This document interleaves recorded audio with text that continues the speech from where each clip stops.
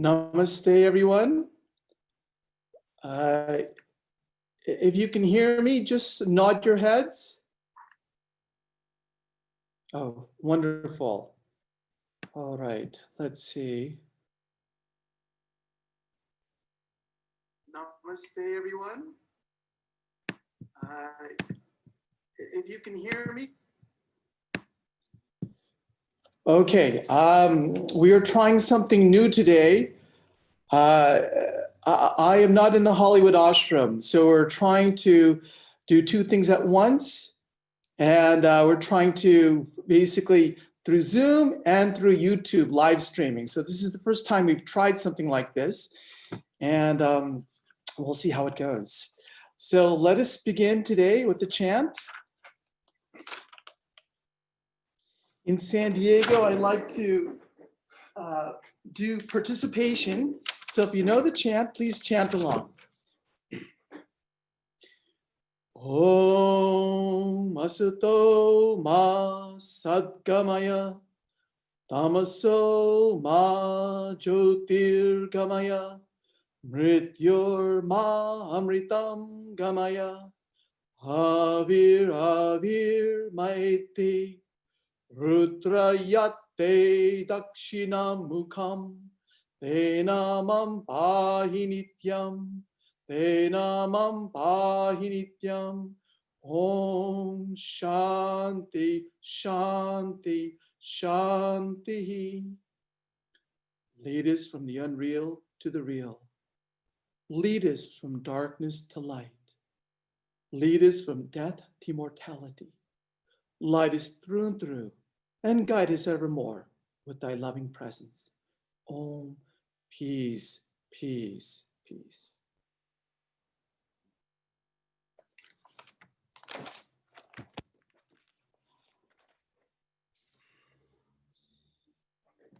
Welcome everyone to our San Diego monastery. Let me put this on gallery view so I can see some people here. It's always nice to see people when you're speaking. Otherwise, you're just speaking into a blank audience, it feels like. I've been feeling a little bit under the weather this week. And so I've had a little mental congestion up in the sinus area.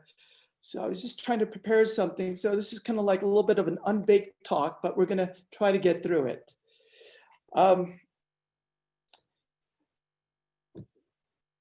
We're going to be talking about how to awaken our Agni during this time of crisis. As you guys know, everything's been shut down, and it all came to just a stop. At a moment's notice, it's just everything stopped, our routine stopped. It all came to a halt, and our movement stopped, and we became congested in these small little areas. If you're living alone, you know, we had a talk on a spiritual journey, and the talk originally was about spiritual journey and the hero's journey. And I decided that was a talk that was given a few months ago, and I decided, let's do something a little bit different. So when I was talking to devotees during that time, when we had this little discussion, people were feeling alone. If you're living alone, they were saying they're feeling lonely. And most of them just were saying that I would pay something just to get a hug from somebody. If you're living in families, you're feeling frustrated. You're living 24 hours a day with the same people. And, you know, Mark Twain said, too much of a good thing is a bad thing. And as you know, the result of always the congestion of living at home is that things become a little bit tough. I can tell you from personal experience of living in a community, in a monastery, that after a while, we tend to rub each other the wrong way. And we tend to get on each other's nerves. So it happens to all of us. If you don't have a job, you're starting to feel worried. You feel there's no money coming in. How are you going to make rent? It's really about survival, about food. And once the stimulus checks stop, it's really going to be about survival. And if you have a job, there's a tendency in feeling that we're overwhelmed. The companies now think that I'm on 24-hour a day notice, and there's a lot more demand. People have a lot more needs, and there's a lot more demands with our time. And also there's this feeling of uncertainty. And one devotee told me, Swami, I missed the commute I had to work. At least that was the only free time I would have during the day. With all this happening, what happens? Just when we thought the light was going to get better, coronavirus 2.0 strikes. And it's just like a bad Arnold Schwarzenegger movie. He's saying, I'm back. And what happens? We feel the disappointment. Just when we saw light at the end of the tunnel, we're thinking it's going to happen all over again. And there's this feeling of lack of control, the lack of the ability to plan, to go to school. I was actually gifted to go to Harvard this coming year. As many of you know, Swami Sarva Priyananda went to Harvard last year on a monastic scholarship. I was going to go this year, but that got canceled because of this COVID-19 process. You just can't plan, you can't travel. And so what's happening as a result is we're feeling depressed. It's feeling of isolation, anger, and frustration. And due to the political climate, we're also feeling really deep frustration. Maybe there's positive ways through peaceful movements, but there's also negative ways through riots that we're facing. All of this experience is doing what? I tend to think it's dampening our spirit. Have we lost our fire for life, our fire for knowledge, our fire for spirituality? You know what it's like? Let me just put this up a little bit here. It's like it's been raining for a long time. And the little fire that we have left is we're just trying to keep afloat. So today's discussion really is about how to rekindle that fire. And that fire can manifest in many ways. So what I'm going to do now is I'm going to ask you some questions to check on your own internal fire, all right? So what I'd like you to do is just listen and answer to yourself. So the first question I'm going to ask you is to look at your own image in the screen. See if you can find your image on the screen and look at it. And I want you to observe without judgment. Now, look closer at the camera so you can see your image and look at your own face. Does your face appear to have a radiant glow? Does the skin appear to be healthy to you? Just answer yes or no. You can verbally out loud say something, yes or no. What do you think? This is to you. Okay, now I want you to take another test. I want you to get closer to the camera and stick out your tongue. Stick out your, we're checking our own internal fire. Stick out. Does the tongue appear to have a pinkish, reddish color? Observe it. Is it look pinkish, reddish color? Or does it appear to have a white coating on it? And if it has a white coating, is it a thick coating or is it a thin coating? Just observe and see. And finally, I want you to do one more thing. I want you to take your hand in front of your mouth and I want you to exhale into it and smell your breath. Is the smell pleasant or unpleasant? Does it have an odor or is it neutral? You can just answer to yourself. What are these all indicators of? These are all indicators to tell us how much Agni we have right now and how much ama we have accumulated in our body-mind complex. Now, the next question you're going to ask is, what is Agni and what is Ama? That's what we're going to discuss a little bit. These are Ayurvedic terms to determine our physical health, our mental health, our emotional health, and eventually we're going to go into our spiritual health. So what is Agni? As you know, Agni means fire. What are the properties of fire? Well, when we think of fire, it has heat, it illumines light, and it gives warmth. How many of you have gone camping, like a camping in tents? Anybody raise your hands if you've gone camping? Okay, a few people have. So when you go camping, you're going to generate a fire in the campgrounds. That fire is going to generate heat so that you can cook your food and break it down so you can digest it.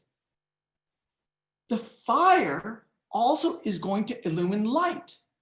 So at night, you could see things and understand things clearly. There was one time when I was in 6th grade, we had a campfire, and one of the kids was walking out and he started yelling, "Snake, snake, snake." And when it turned out we all got out of our tents to see what it was just a stick. So have that fire within you to see clearly. And also, fire provides warmth. In a campfire on a cold day, that warmth fills you with coziness. You feel cuddled.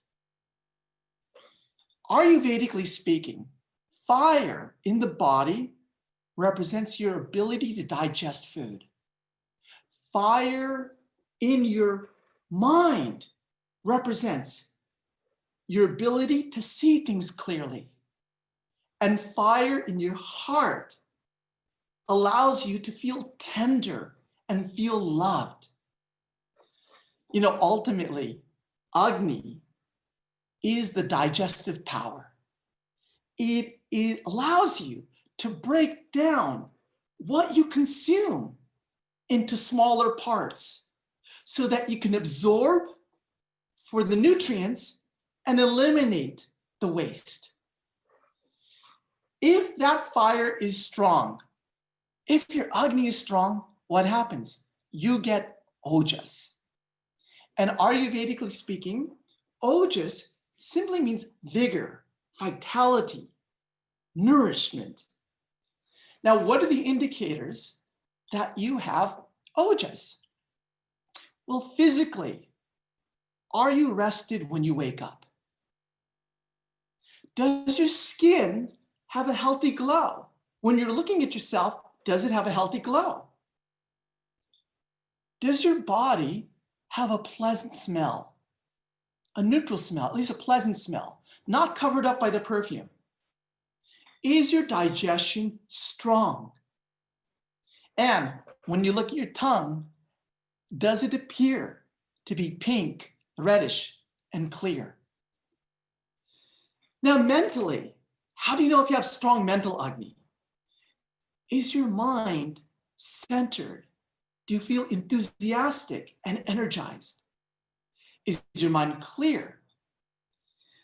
Does your body feel light, irregardless of what is on the scale? Do you feel abundant energy? These are all signs that you have good health and great resilience. And physically, you should have strong stamina, robustness, and strength. You know, when I tend to be a morning person, and when I get up in the morning, I take my meds. What are my meds? I meditate, I exercise, and I take my proper diet. Wake up with a protein shake and oatmeal. And I tend to get energized and clear thinking in the morning. I can do my best work. So when I'm most creative, I'm filled with ojas and vitality. But you know, during the day, and sometimes when I eat heavy meals, or I end up working a lot, and I feel stressed and I don't get enough sleep, then I feel mentally and physically exhausted. I feel tired and sluggish. This is an indicator of what we call weak Agni. And weak Agni is when you're not digesting your food. You're not digesting your experiences completely and thoroughly.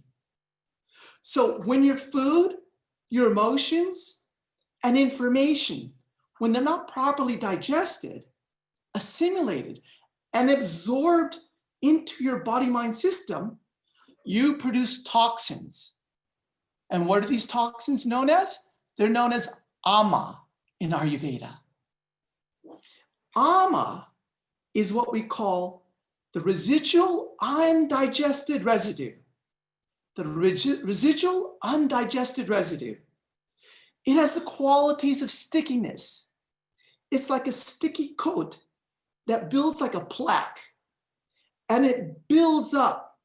And what does it do? It creates blockages in our circulatory channels. It prevents the absorption of nutrients, the assimilation of ideas, and it begins to rot and it stagnate within your body-mind complex. Just a couple days ago, I was passing by the kitchen and I detected a foul odor. I was like, where's this bad smell coming from? I go to the kitchen, I go to this kitchen sink, I open up the net that's beneath the sink, and I see what is there? I see some rice particles and food particles that are brown in color and really smelling. They were clogging up the pipes. These is an indication of ama. What are the symptoms of ama within us? Bad breath. If you have bad breath, ama. If your tongue is coated with a white coat, that's an indication of ama. That's why in Ayurveda, when we wake up in the morning, we have a little, this Ayurvedic kind of like stick, and we rub our tongue. Do you know why we rub our tongue? To remove the coating from our tongue, but also to see how much plaque, how much ama has built up in our body-mind complex. Ama can also be detected if you have a dull appetite. Do you have swelling, edema? Are you accumulating things? Do you have low energy? Do you feel fatigued? Do you have depression? Like a brain fog where you're not able to think clearly? I was having that this week. Do you feel sluggish and irritable? And is there a dullness, a grogginess that you feel? The effect of ama is it leaves you mentally, emotionally stagnant. You feel mentally congested, lethargic, and slow. And let me best kind of like summarize what I mean here by showing you a slide. Share this.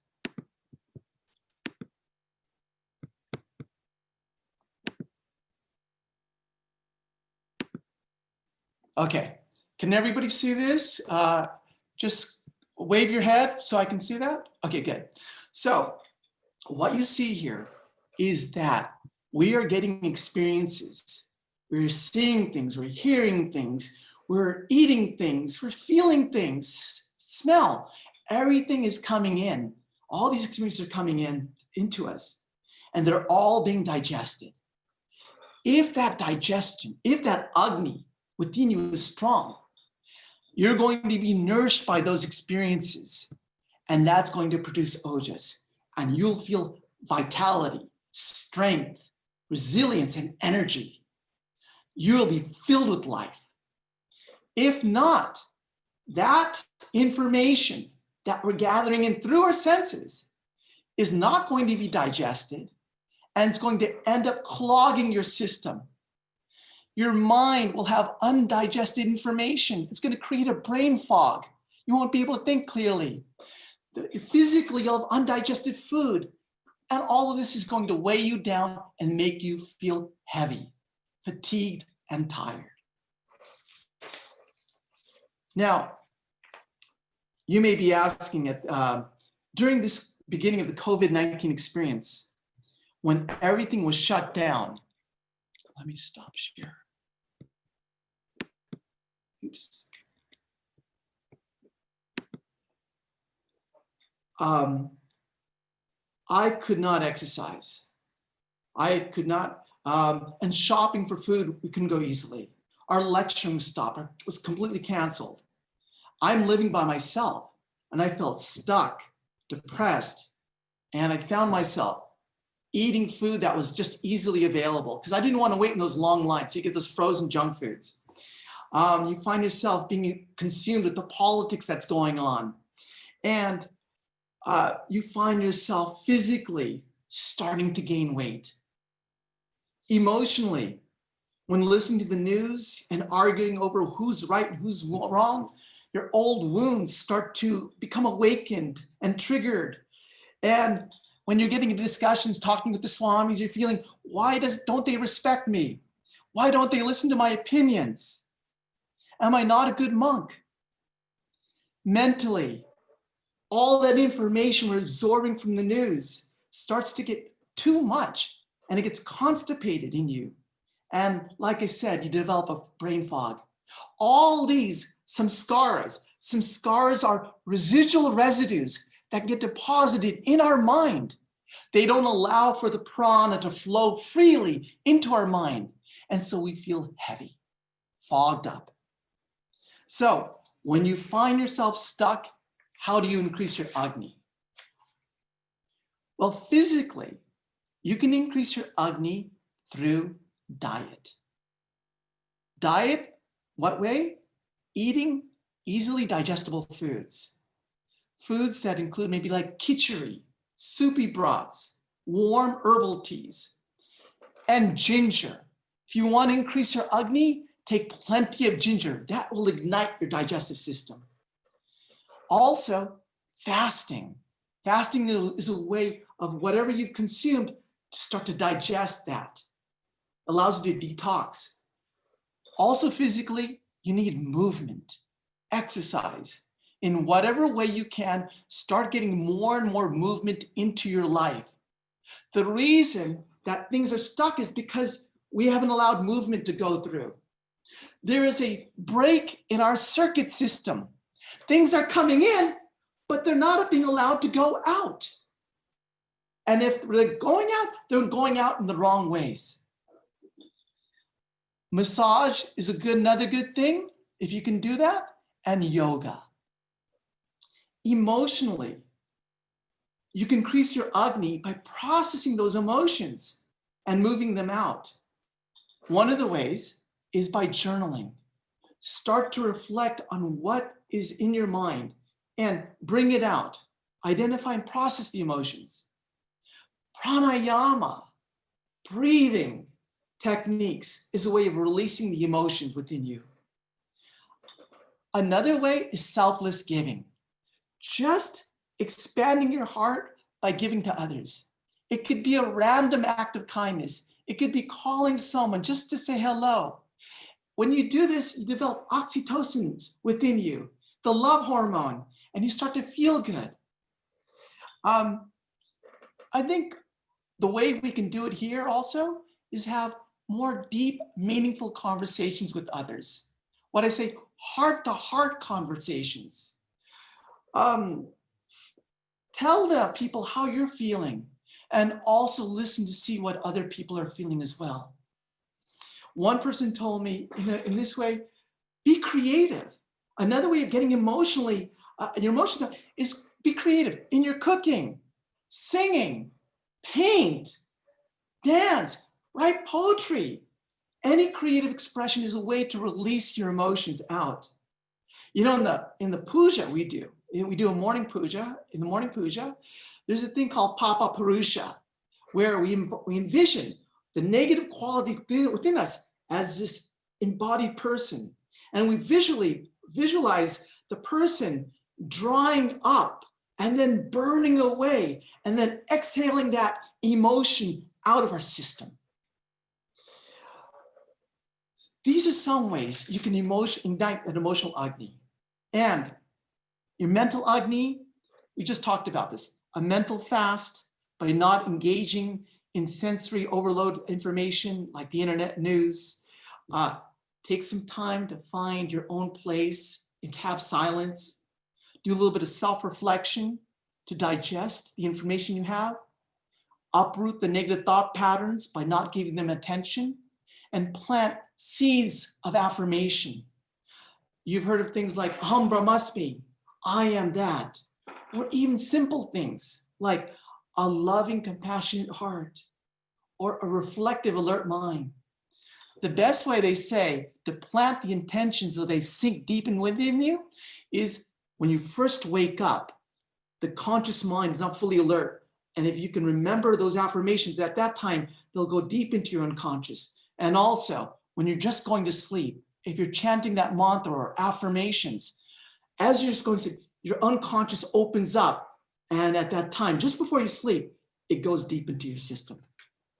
So, all this said, you may be asking yourself now, how does this relate to my spiritual life? What does this have to do with my spiritual Agni? And that's what we're going to take a look at next here, is Agni is related to a Sanskrit term called yagya. Let me get to this, one second.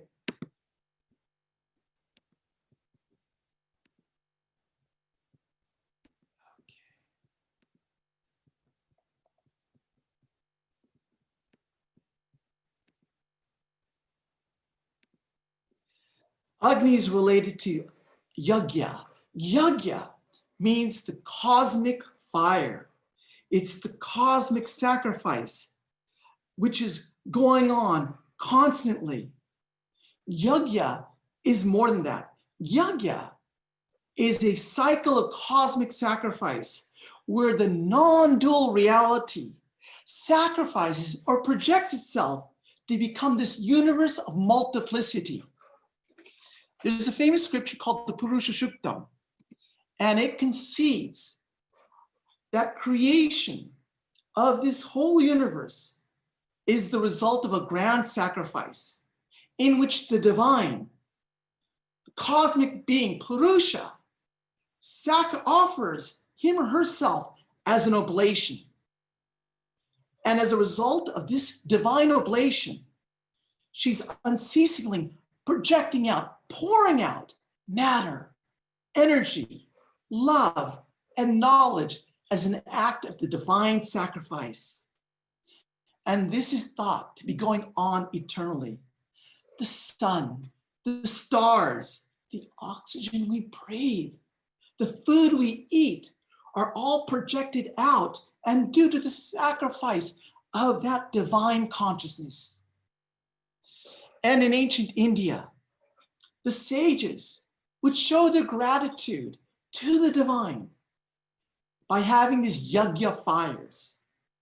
And they would offer the fruits of that divine energy that flowed in through them by offering fruits, food, ghee into this fire as a way of sending nourishment and energy back to the divine.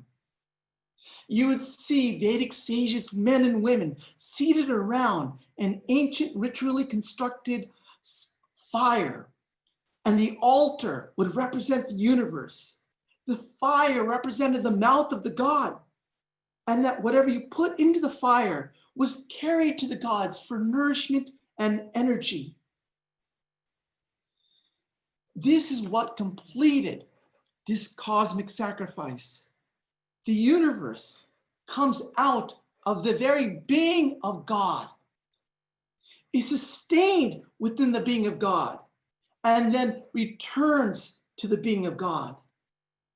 Whatever is taken from universal life has to be returned to it. This was the idea that there was one source and everything was manifesting, changing, and returning back to that source. So you'd see within nature cycles of clouds, patterns, where you have cyclic patterns, like clouds becoming rain, rain forming into rivers, rivers going into ocean, and ocean becoming clouds. Birth, moving way to life, life moving way to death, and death moving back life. Living beings are sacrificed one from the other in this food chain until they eventually go back to the soil and again start this process. And this yagya, this cosmic sacrifice, this cycle that continues to go on and on, is run by a principle called Ritam. Ritam is which is what runs this cosmic software in the universe. And it's based on the principle of unity. There is one consciousness. Whatever you do to another, you do to yourself. When you steal from another, you hurt yourself. And Ritam runs on the principle that whatever is taken from universal life has to be returned to it. If there's a break in the system, if you break the system by taking what you're not allotted to take and not giving back into the system, then you suffer the consequences of what we call karma.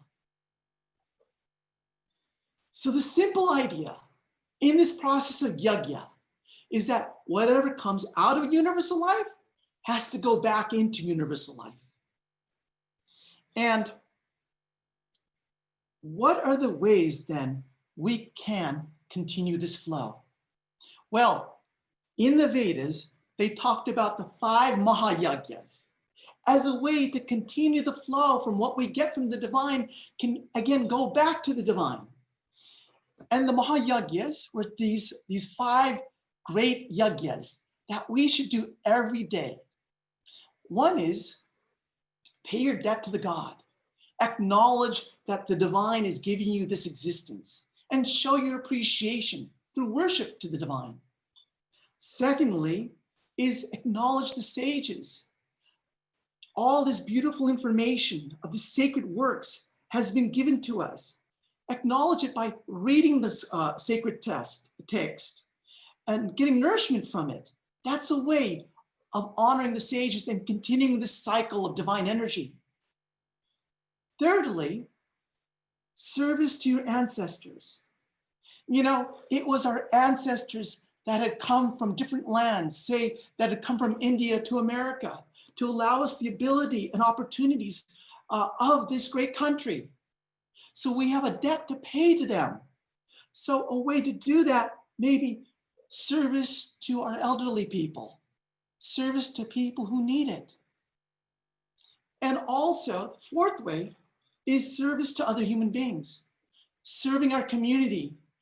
It's because of the street sweepers, it's because of the cashiers, it's because of the policemen that society can function. Pay our debts by acknowledging them and in whatever way contribute to them. And also finally, the sages talked about service to other living beings, such as plants, animals, and our environment. Respect the earth. Pay by recycling and reducing our carbon footprint. Take care of animals. If you have, adopt one. If you don't, that's fine, but just at least pay your respect to them. Give back to the environment by planting.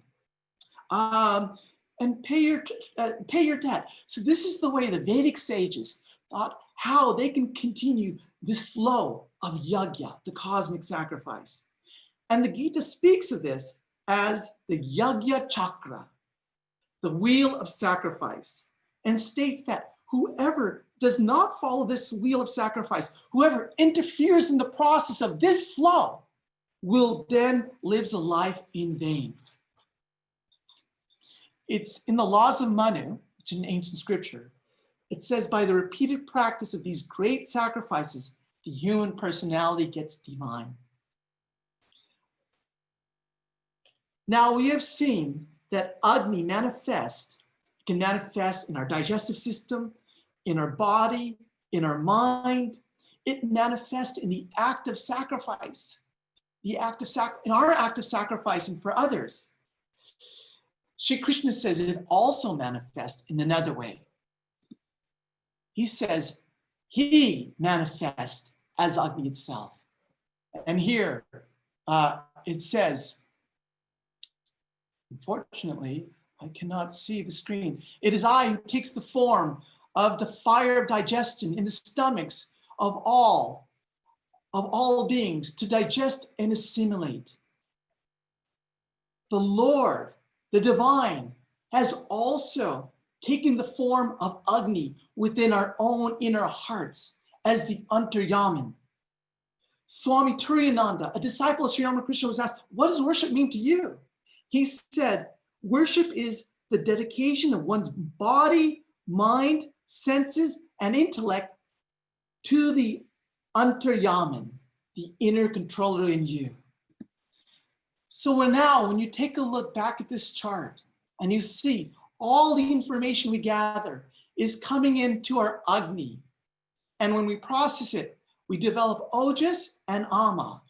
Krishna is saying, now from the divine, the one has become the many, and that divine is supplying us with all this information, food and knowledge, which is coming in through our senses.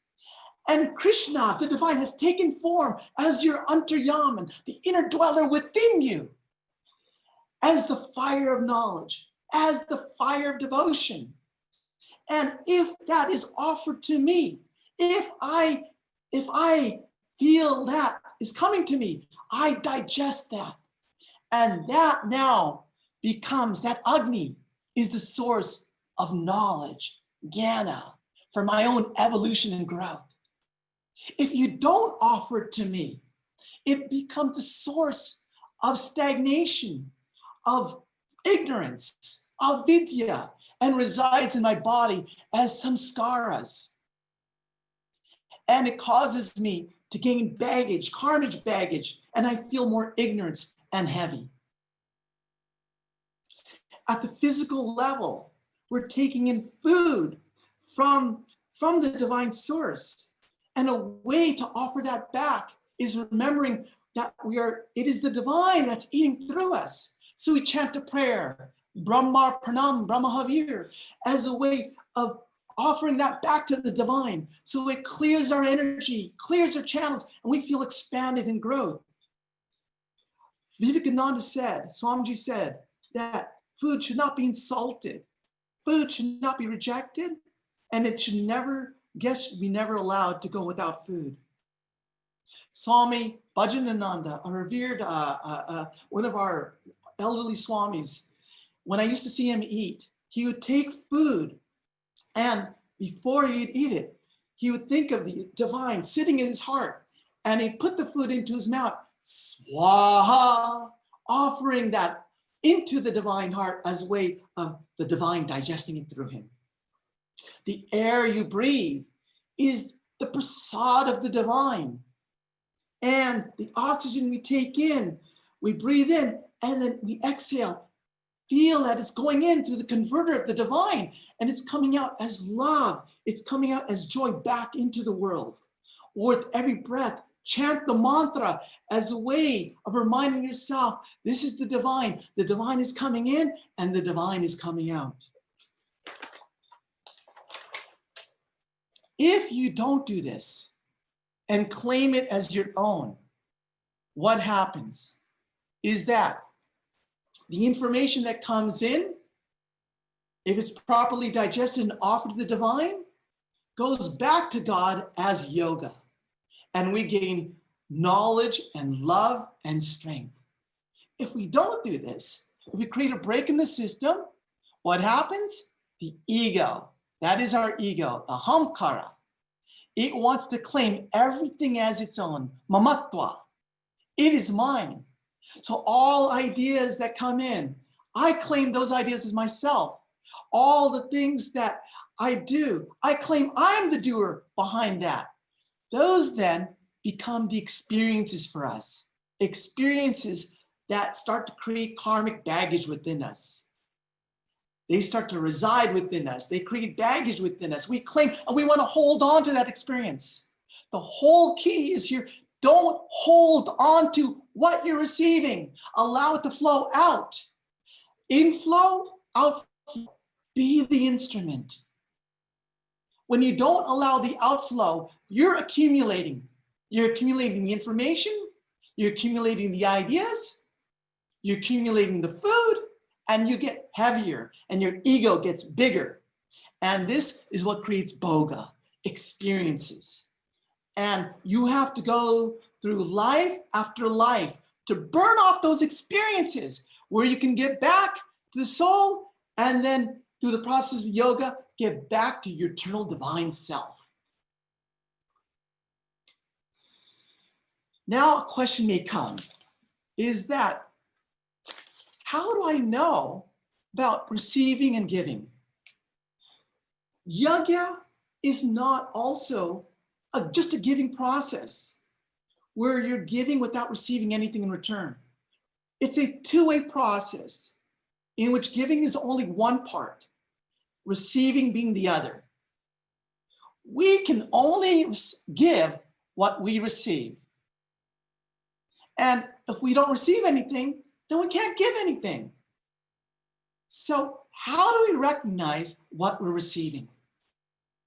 How do we recognize what the divine is giving us as its prasad? Well, one practice to recognize the divine grace is the practice of gratitude. Recognizing the gifts that are coming into us. You know, being from an Indian family, some ways, and growing up, I've had a difficult time accepting when people give me compliments. I feel that, oh, it's going to go to my ego.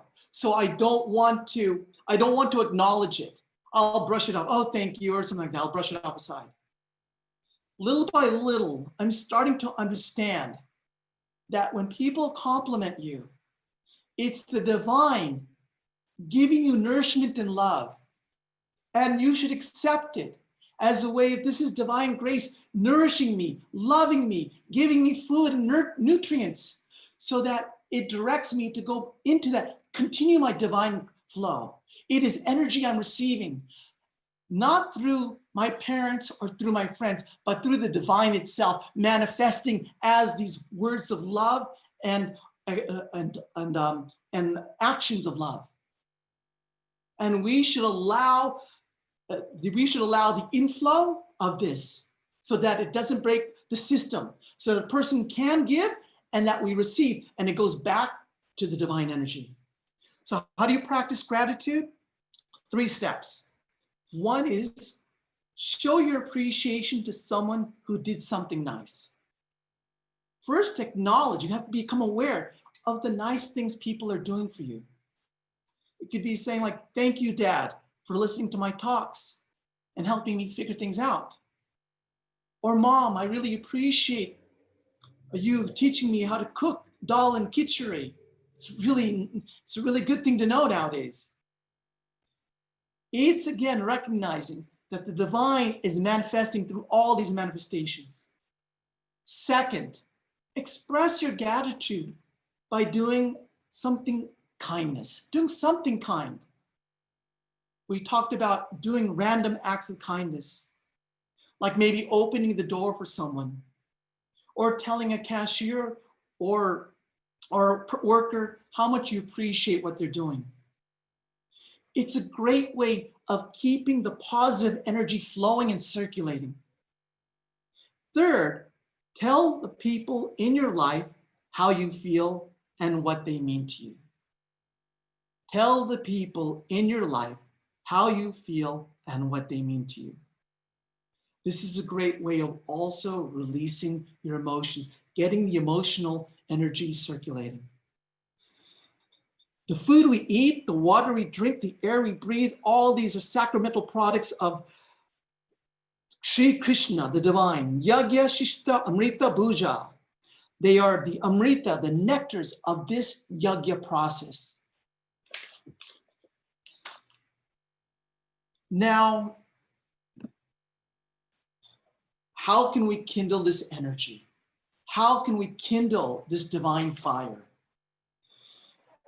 This divine fire, I'm just going to give 2 simple ways, can be kindled through, if you're a devotee, if you're follow the path of jnana, these 3 simple things. Shravana, manana, nididhyasana is a way of kindling your spiritual Agni. What do we mean? Well, as you know, Swami Sharva Priyananda, the Swami in New York, talks about this a lot. And he talks about Shravana as listening and reading and coming to an understanding of what you've heard. Can you summarize what this book or talk is about? Can you summarize what you're hearing in this discussion right now? To me, the summary is it's about creating flow, creating Agni in your life. Manana, reflecting on what you've heard, and then questioning what you've understood. Why does this truth, what I've heard, why does it not align with the way I feel and see right now? What's wrong? You go through the questioning process and reasoning until you become convinced intellectually that what you've heard is correct. Yes, I may not be able to practice it, but I clearly do understand it.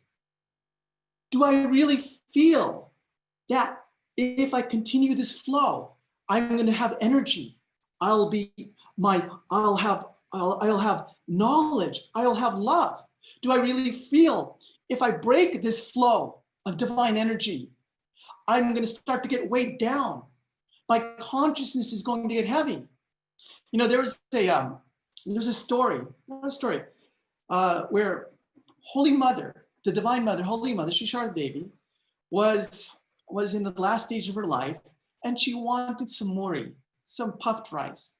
So Swami Shardananda thought, no, this is not good. So he didn't allow Holy Mother to have that puffed rice. The Divine Mother, Holy Mother, passed away. And afterwards, Swami Shardananda felt really bad. His consciousness was pricking him.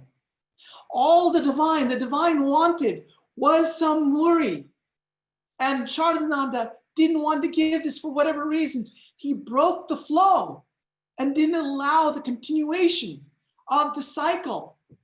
So feeling the guilt of breaking this flow, what did he do? He asked Swami Brahmananda, Raja Maharaj, he said, I've done this thing that I feel really bad about.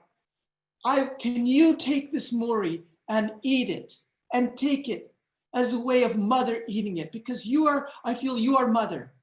And so Raja Maharaj takes the muri and eats the muri. And then Swami Shardan feels the flow has continued and it's been re-healed. Nididhyasana. After we're convinced of it, now we try to assimilate, absorb, and we just stew in those ideas until they soak into us and we start to embody them. We start to live them. This is Nididhyasana. And most of you know, let me skip this here. Most of you know the Girish Ghosh. Oh, 1 second. Oh, okay. Most of you know Girish Ghosh. So, do you remember the discussion Girish Ghosh had with Sri Ramakrishna, where they talked about the power of attorney? Do you remember that Sri Ramakrishna was saying, at least, can you do some japam? If not, can you at least, Girish Ghosh was saying, no, I can't do this because of my regular lifestyle. Can you at least do some, think about me in the morning and the night? I can't do that because of my regular lifestyle. Then what did Girish Ghosh, Sri Ramakrishna say? He said, give me your power of attorney. And Girish then thought, I can do that. What did he say? He said, what a relief he felt. All I have to do is give the power of attorney. I won't be trapped by the bondages of rules, which are dreadful tigers to me. Girish Ghosh is what I call a vata in Ayurveda. A vata is a wind nature. They float around. They don't want to be trapped. They don't want to be bogged down. He's a bohemian. I'm also a little vata nature myself. I'm a little rebel. And that's here. Do you see ego? Ego is also when you refer to yourself. So I just caught my little ego coming into me. Okay? So be aware when your ego is into playing in itself. So what does Girish do? He says, now whatever I do, will have the firm faith that the master will somehow save me. So what did the power of attorney mean to him? It meant that I can do whatever I want, and at the end, I can collect the goods, I can do my actions, but Ramakrishna will take the consequences for me. That was what he thought about the power of attorney. This was his Shravana. This is what he thought. So later on, Girish was as he was thinking about what the power of attorney meant, he started saying, Sri Ramakrishna has taken responsibility for me. And this started becoming more and more in his head. And as Girish was doing something, he was in Sri Ramakrishna, he said something, I shall do this. And Sri Ramakrishna corrected him and said, do not say I shall do this. Say, if God wills, then you will do it. Girish understood, that's right. When I've given all of my responsibility to God and he's accepted them, I shall be able to do that work if he thinks that I should and it is good for me. Henceforth, he began to shut down his expressions of I shall do it, or I shall go, or I shall do things. If God wills, it will be. This is manana, reflecting and coming to an intellectual conviction that this idea is right. Later, he says, there's still so much mystery. Did I realize that there's so much mystery in the power of attorney? Now I see there's a limit to when one does spiritual practices such as japa and austerities, but to a person who's given the power of attorney to the divine, there is no limit. Now you have to watch every step and with every breath determine, am I depending on God and performing my actions? Or is this done by the rascal of my ego? This is nididhyasana. He's heard about it. He's been convinced of it. Now he's living in it. Nididhyasana. And finally, for bhaktas, my time is up. And I wanted to give some Agni before we left here. Let me just go here. For devotees, the simple thing to do is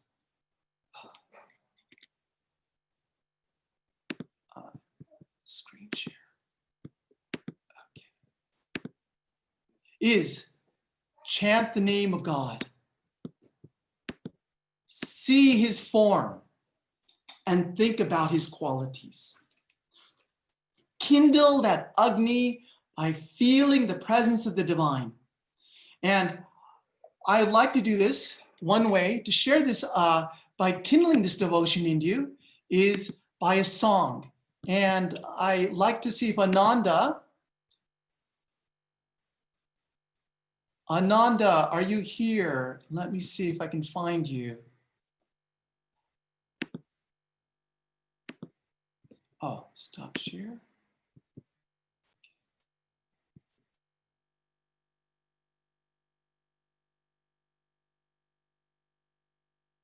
Ananda, are you here?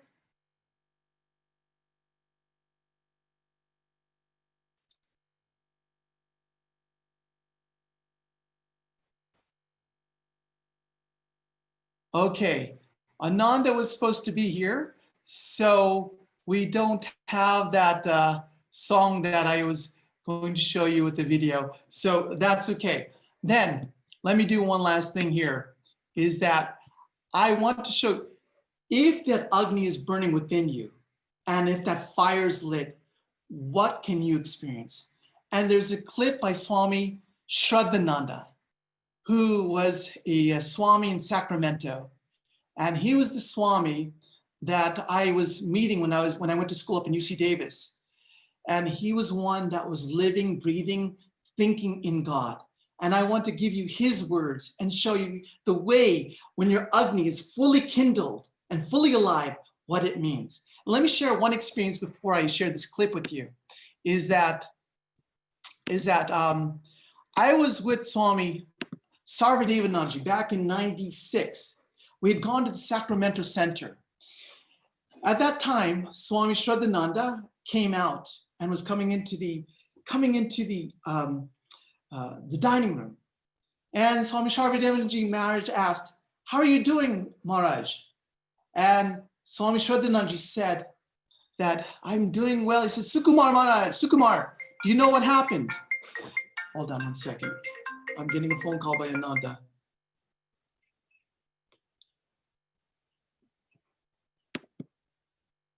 All right. Okay. All right. Okay. So let me finish the story, and I'll have Ananda come here.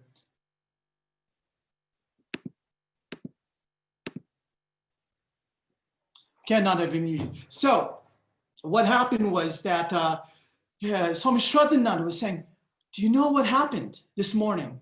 And we asked, "What?"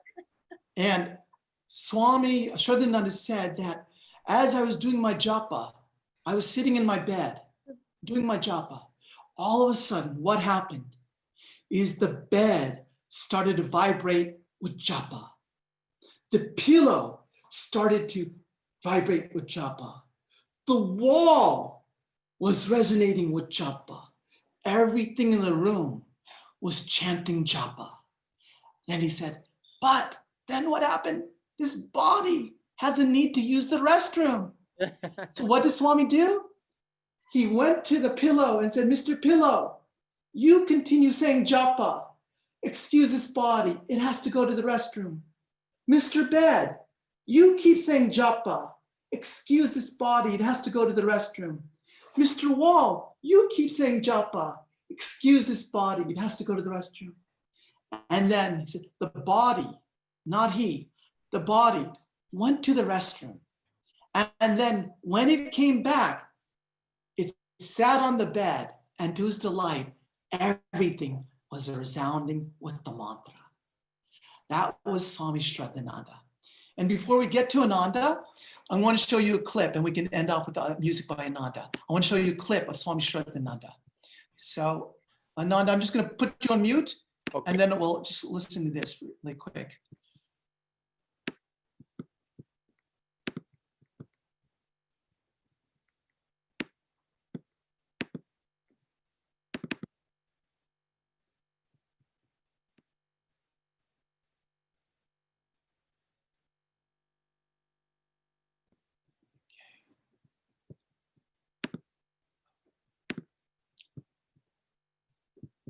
There are a lot of things on my screen here. YouTube, all these things. Let's see. Okay, share screen. This. No, not this. This. Okay. Okay, can everybody see what should I feel when I chant the name of God? All right.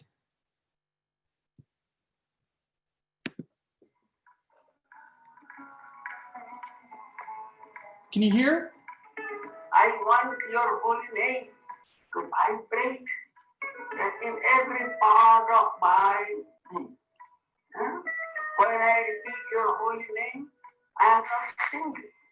Every part of my body will repeat the holy name. This hand will, this is the holy name, repetition of the holy name. And every part will feel that. We feel that the mantra that I am doing japa, that mantra, my whole body from the toe to the crest of the head and is participating in my mantra japa. See, it feels that the whole, I am one with every part of the body. Now, not that each part has become a spiritual aspire. This body has been spiritualized, and from the toe to the crest of this mantra, this holy name is vibrating. And then Father, you has to feel that your holy name is not merely repeated in this body mind, but the whole universe.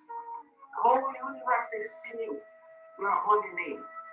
The sky is singing, the mountains are singing, the trees are singing, the waters are singing, all human beings are repeating your holy name, cosmic holy name. And I want that holy name within me. I shall feel that the whole universe is doing jump out.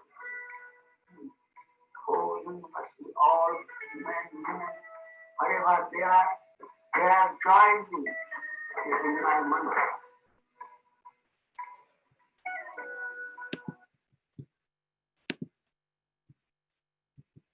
So that was Swami Shraddhanandaji, the living embodiment of what it means to have a full Agni, where when that Agni is alive, you manifest your potential. The divinity awakens within you and you reach your full potential of experiencing the divine within you. Every experience is coming from God and it has to be fully digested. And if it's fully digested, what happens? It comes from consciousness, and then if it's fully digested, you experience consciousness. That is the purpose of Agni, to break down every experience into its essence. And the essence is nothing but God and God alone. So a way now I want to leave off is I'm going to have Ananda come and he's going to sing a song. And to me, it's a song in Bengali, but it's a song that awakens my emotional Agni. And even if you don't understand the words, I'm going to show them to you here. Just listen. And listening, feel the vibrations, feel the emotions. And you'll see what it means to awaken your emotional and spiritual Agni. Give me 1 second here, share screen.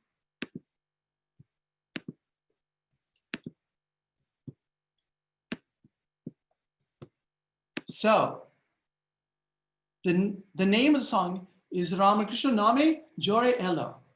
Translated as the tide of Ramakrishna, the tide of the divine, has hit the riverbank.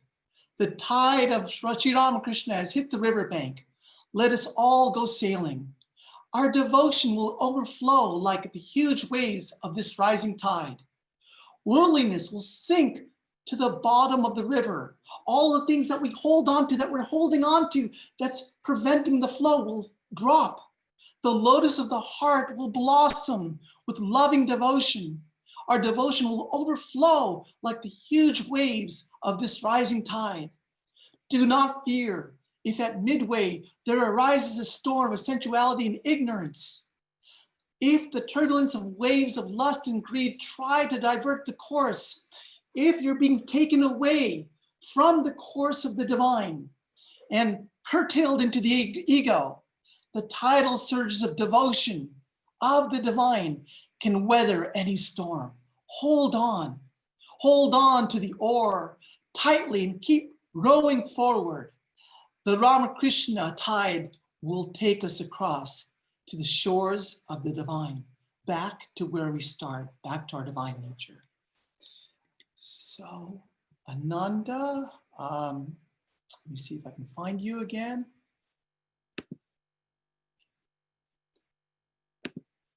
Ananda, I've unmuted you. I believe you did. Swamiji, can you hear me? Yes, we can hear you. And as you're playing, I'm going to show a little video while you're playing, okay? Tell me when you're ready. Okay. I'm ready, Swamiji. Go ahead. Ramo Krishna Name Joa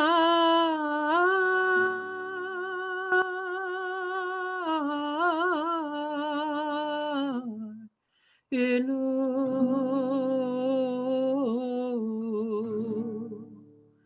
Ramo Krishna Name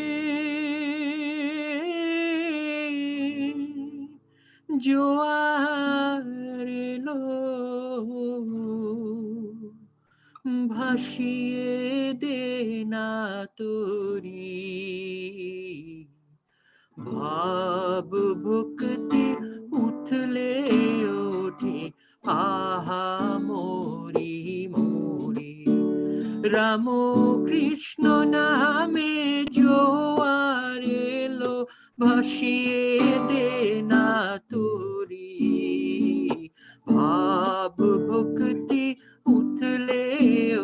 ওঠে আহা মরি মরি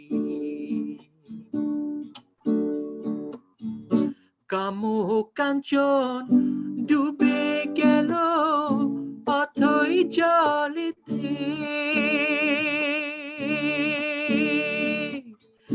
কামো কাঞ্চন ডুবে গেল অথই জলেতে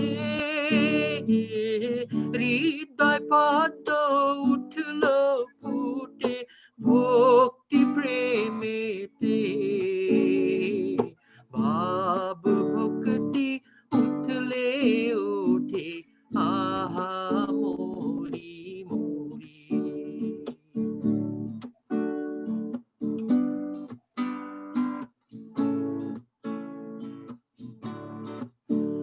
তুমি ভয় পেও না মাঝ দরিয়ায় যদি ঝড় ওঠে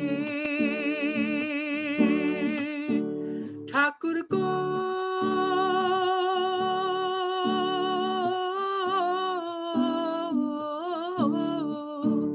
তুমি ভয় পেও না মাঝ দরিয়ায় যদি ঝড় ওঠে যদি ইন্দ্রিয় আর রিপু দল বিষয় পানে ছোটে ভাব ভক্তি উঠলে ওঠে আহা মরি মরি রাম কৃষ্ণ নামে জোয়ার এলো ভাসিয়ে দে না তোরি ভাব ভক্তি উঠলে ওঠে আহা মরি মরি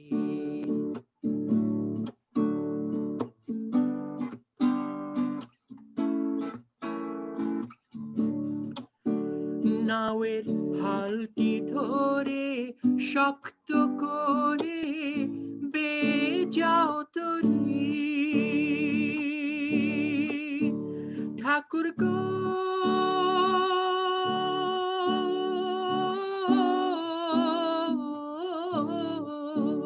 নাওয়ের হালটি ধরে শক্ত করে বেজাও তরি শেষে ভবের পাহাড়ে নিয়ে যাবে ভবের পাহাড়ে নিয়ে যাবে রাম কৃষ্ণ কান্ডারি ভাব ভক্তি উঠলে ওঠে আহা মরি মরি রাম কৃষ্ণ নামে জোয়ার এলো কৃষ্ণ নামে জোয়ার এলো ভাসিয়ে দে না তোরি ভাব ভক্তি উঠলে ওঠে আহা মরি মরি ভাব ভক্তি উঠলে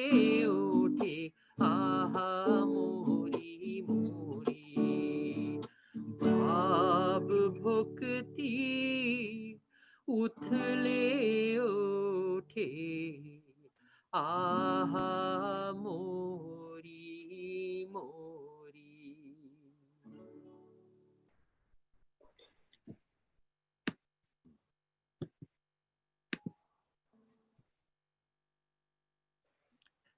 Thank you, Ananda. And thank you, everyone, for coming. And it's been a nice time. We've taken a little break in San Diego.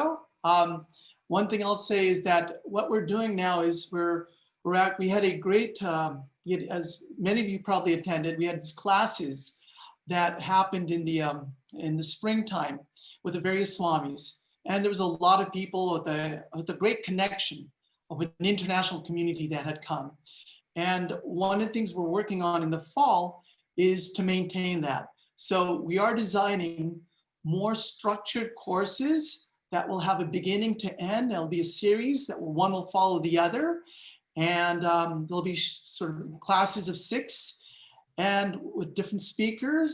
And I think it'll give us a sense of just again, connection and a sense of learning where you'll be required to maybe do some homework and really what we call Shravana, Manana, Nididhyasana. Take these Vedantic ideas and assimilate them.